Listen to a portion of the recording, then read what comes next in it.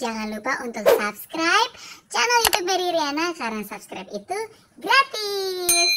Bye.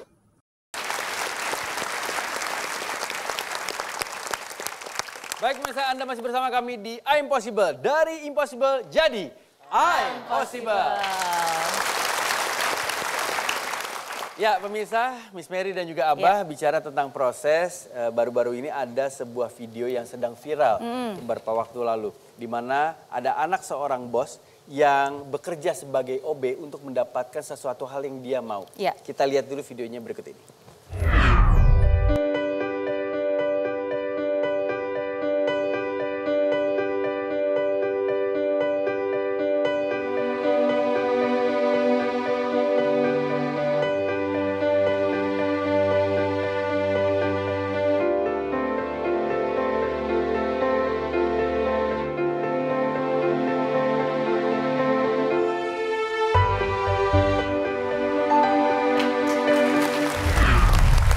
Luar biasa.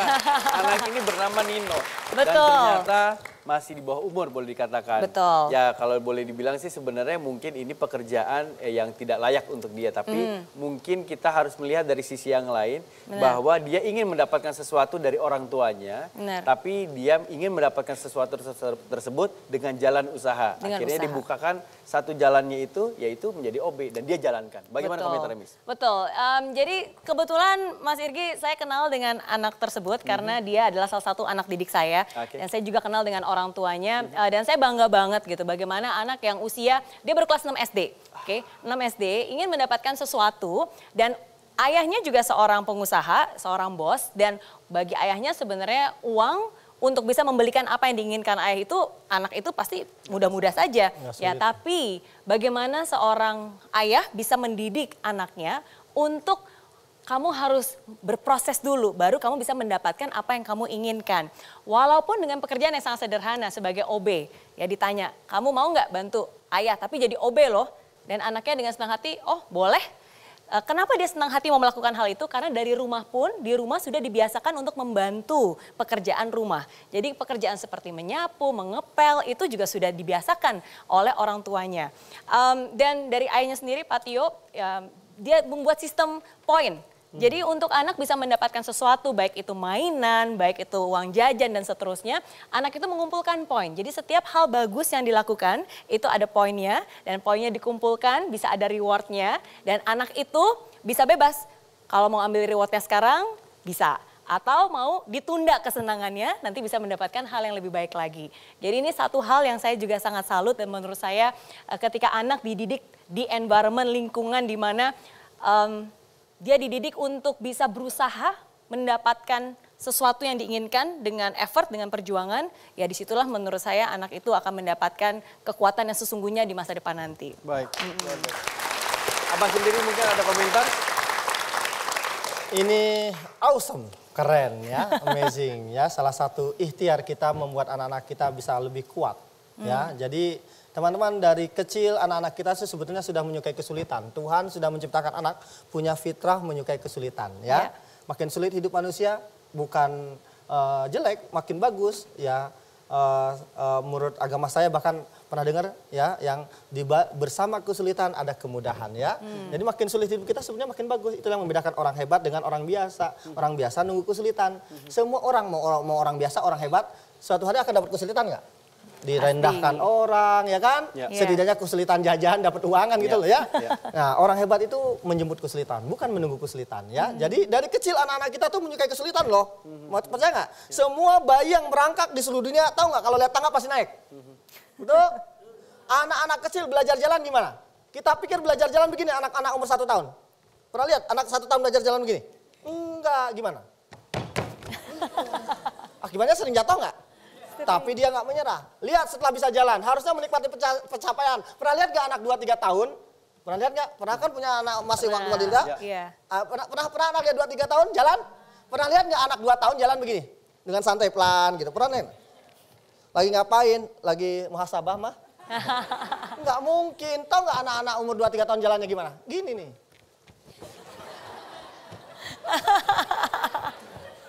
Mereka nggak suka hidup tuh biasa aja. Dan lihat anak-anak kita umur 3 tahun, 4 tahun kalau jalan di trotoar. Kita pikir anak 3, 4 tahun jalan di trotoar itu lurus. Enggak, cuma 2 kemungkinan.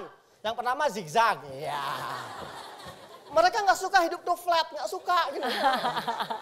Yang kedua, kalaupun lurus, bukan di tengah trotoar, di dekat selokan. Ayah, dede nggak jatuh.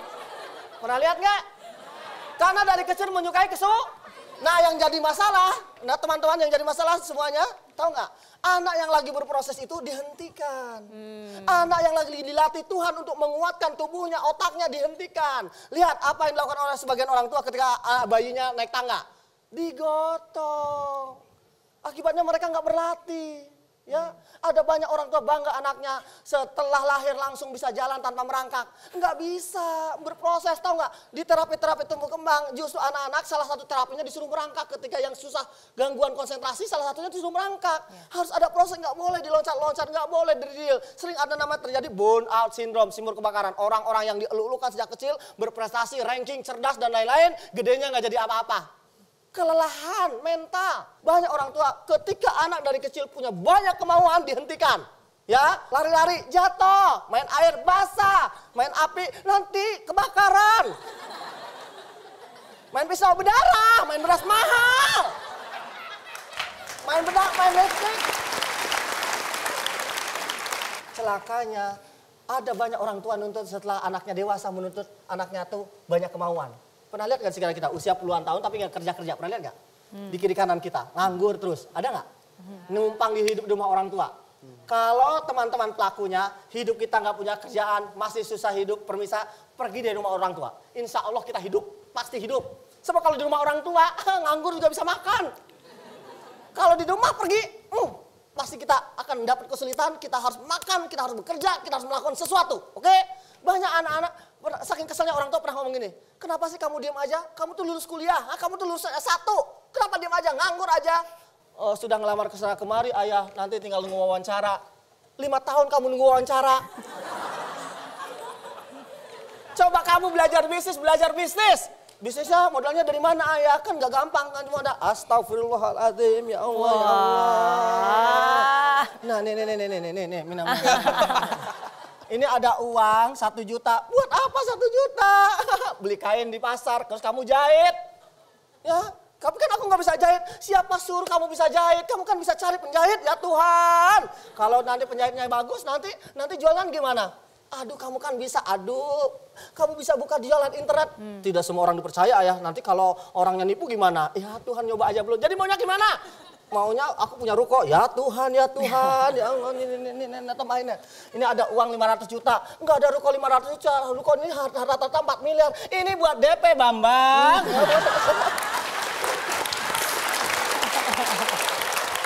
Sisanya nyari sendiri. Ayah, ada nggak di sekitar kita orang yang selalu pesimis kayak gitu? Ada. Nanti ayah kalau nggak kebayar gimana ayah? Kalau rugi gimana ayah? Nyari karyawannya gimana? Kalau karyawannya nggak jujur nipu aku, terus kalau kita pecat terus bunuh aku gimana ayah? Nggak usah hidup Bambang. Ada salah satu pengusaha jamu terkenal di Indonesia, gitu ya, yang saya sebutkan namanya pasti tahu, gitu ya. Kuliah di Jerman, tapi dia baru tahu kalau bapaknya pemilik jamu, perusahaan jamu ini, setelah baru pulang dari Jerman pasti mesti kenalnya. Betul. Dia taunya bapaknya ada karyawan di Jamu Jago, biar apa? Kenapa papa nggak ngasih tahu? Biar kamu nggak belagu. Iya. Jadi teman-teman, jadi ketika misalnya orang tua kita ngomong sama orang, ma aku pengen ini, pengen itu, nggak bisa nak. Jangan dibenci orang tua kita. Wah ini kesulitan. Wah. Gimana caranya aku bisa dapat sendiri tanpa orang tua? Gitu dong. Ya, biar tahu kita bukan hanya nuntut. Ada banyak penyakit anak sekarang itu. Tahu nggak? Penyakit anak sekarang itu pengen. Ya, dibeliin ini, dibeliin itu sama orang tuanya. Tapi tahu nggak kewajibannya? Tahu nggak kesulitannya? Termasuk ada namanya bahasa Inggrisnya tuh chore, tugas rumah tangga. Yeah. Agar anak kita punya proses, lakukan chore, dibiarkan di rumah. Di rumah saya, anak saya 6, ya. Di rumah saya ada asisten dan lain-lain. Tapi anak saya, tahu nggak, diharamkan nyuruh asisten. Asisten kerja sama orang tua kalian, sama abah umi, bukan sama kalian. Ya kalian nggak boleh nyuruh asisten. Jadi anak saya mesti ada asisten, bersihin kasur sendiri, ada nyuci piring, ada bagian front office, ada bagian middle office, ada back office. Back office itu piring, ya middle office itu sofa, buku dan lain-lain. Dan seterusnya, biar mereka Bayangkan kalau anak kita dilatih bertahun-tahun, bergerak, bekerja sampai dewasa, tubuhnya kira-kira sakit nggak kalau banyak diem? Sehat. Jadi harapannya bukan hanya sehat, harapannya dimanapun anak kita berada bermanfaat. Kalian nggak boleh nyuruh bibi. Di rumah saya diharamkan, kalian boleh nyuruh bibi dengan 3 syarat. Pengen tahu? Syarat pertama, kalian nggak bisa. Yang kedua, minta tolong dengan sopan. Yang ketiga, izin pemegang saham. Oke, baik Abah. Kesimpulan yang saya dapat adalah bahwa kita untuk mencapai sesuatu, menjalani hidup ini saja, kita harus melalui dengan proses. Betul. Dan setiap proses itu pasti akan ada banyak sekali kesulitan-kesulitan yang kita hadapi. Di mana kesulitan ini harus kita gambarkan sebagai cobaan. Karena cobaan itu pasti banyak. Kalau dikit itu adalah cobain. Oke, kembali lagi bahwa kita memang harus menjalani cobaan ini, melewatinya, baru kita bisa mendapatkan goals itu atau pencapaian tersebut. Benar. Baik, terima kasih banyak Miss Mary dan juga Abah. Luar biasa sekali. Dan karena kita sudah sampai di penghujung acara, tentunya kita ingin mendengar pesan dari Miss Mary, yaitu pesan Mary Diana. Tuhan punya banyak cara untuk mendidik kita menjadi lebih baik ke depannya. Yakin pada Dia, yakin akan caranya, dan yakin akan semua rencana baiknya.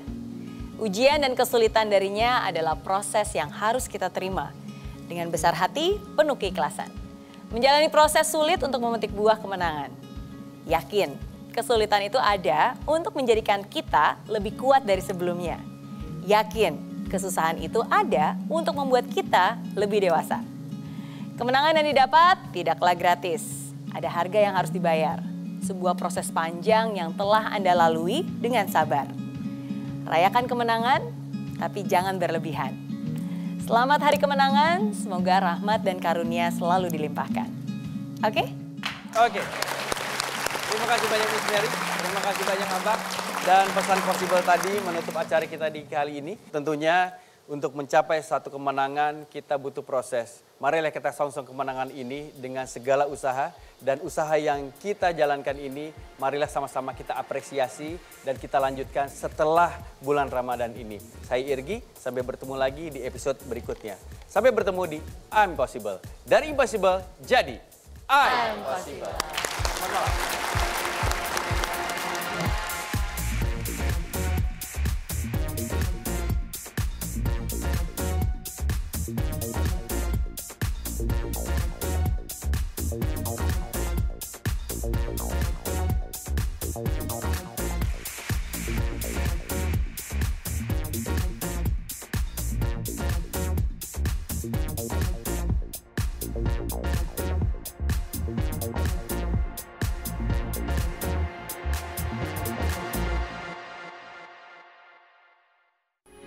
Metro TV, knowledge to elevate.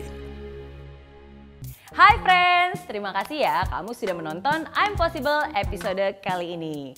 Nah, untuk kamu yang ingin nonton langsung I'm Possible di Studio Metro TV Jakarta langsung bersama saya, bisa langsung kunjungi link di bawah ini ya. Nanti kamu bisa daftar dan kamu akan masuk ke dalam grup WhatsApp. Di sana akan ada langkah-langkahnya. Dan pendaftaran gratis. Jadi tunggu apa lagi? Daftarkan diri kamu sekarang juga, bawa teman yang banyak, dan sampai ketemu di studio Grand Metro TV. Oke?